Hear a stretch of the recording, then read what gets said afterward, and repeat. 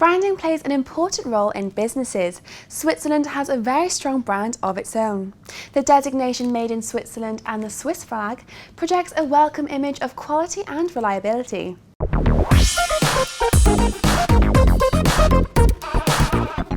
So Philippe, welcome back to the studios. So can you start off by telling us what is the Swiss brand actually worth? You know, the Swiss brand definitely has an important commercial and emotional value, especially for high-end products.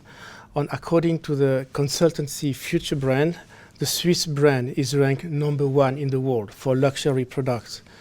But it's not easy to quantify the value of the Swiss brand.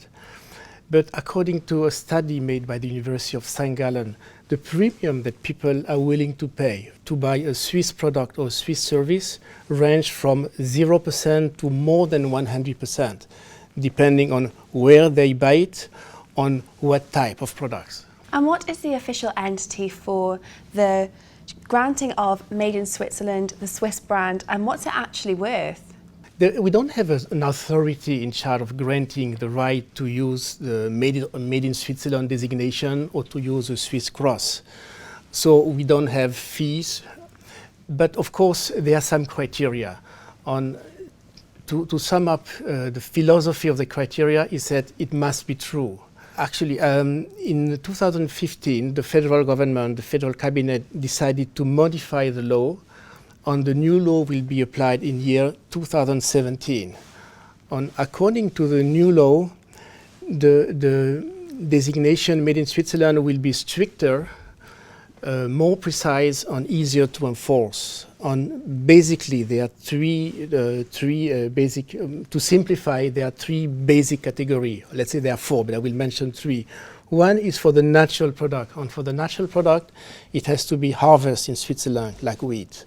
Another category is the industrial product, and for the industrial product, it has to be the manufacturing cost has to be 60% or more in Switzerland, plus the critical industrial step.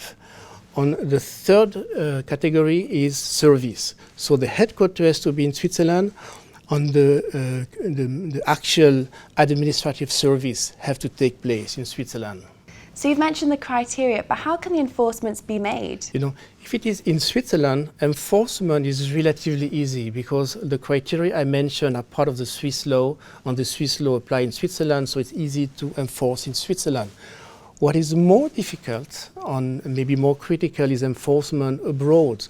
So in this case, you have to use the applicable foreign laws as well as bilateral treaties or international agreement.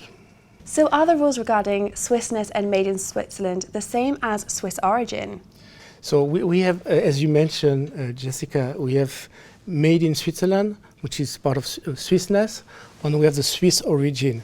And actually the criteria are completely different. It is not only actually the case in Switzerland, it's probably the case in every country. The Made in Switzerland, we've just talked about it. The Swiss origin is only applied for the free trade agreement, and it is based on a separate Swiss law, and it is also part of the clause of the free trade agreement. Well, Philippe, thank you so much for coming in today and sharing your insights with us. Thank you.